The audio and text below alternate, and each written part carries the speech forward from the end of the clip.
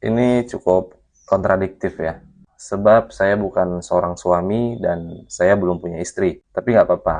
Saya akan mencoba menjawab ini dari sudut pandang saya pribadi yang tentunya berdasarkan dari referensi Islam. Kalau istri yang berkarir dan mampu berbuat baik kepada suami di zaman Rasulullah tentu ada.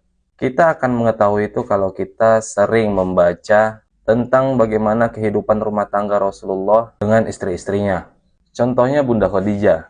Bunda Khadijah itu seorang pebisnis ulung, bahkan sebelum ia menikah dengan Rasulullah. Lalu, apakah dengan kesibukannya sebagai seorang pebisnis, lantas dia lupa berbuat baik kepada suaminya? Tentu saja tidak. Bunda Khadijah jelas sangat bersikap baik kepada Rasulullah.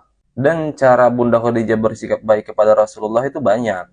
Beberapa contohnya itu ialah Bunda Khadijah sering memberi dukungan moral dan spiritual kepada Rasulullah, terutama saat menghadapi cobaan dan tantangan dalam dakwahnya. Bunda Khadijah juga memberikan dukungan materi kepada Rasulullah dengan memberikan seluruh hartanya untuk kepentingan dakwah Rasulullah.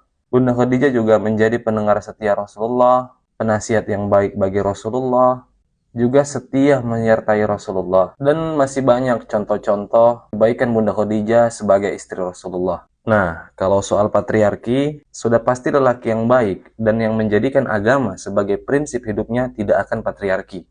Sebab tidak ada konsep patriarki dalam Islam. Karena Islam memandang setara antara laki-laki dan perempuan, antara suami dan istri, keduanya memiliki tanggung jawab yang sama dalam keluarga. Walaupun keduanya punya peran masing-masing untuk saling melengkapi. Si istri melayani suami dan suami tidak membebani istri, selesai. Sekarang kan masalahnya tinggal bagaimana kita memahami definisi dari patriarki itu sendiri. Kalau misalnya hal-hal yang sifatnya melayani suami kita sebut patriarki, ya berarti kita yang keliru dalam memahami itu.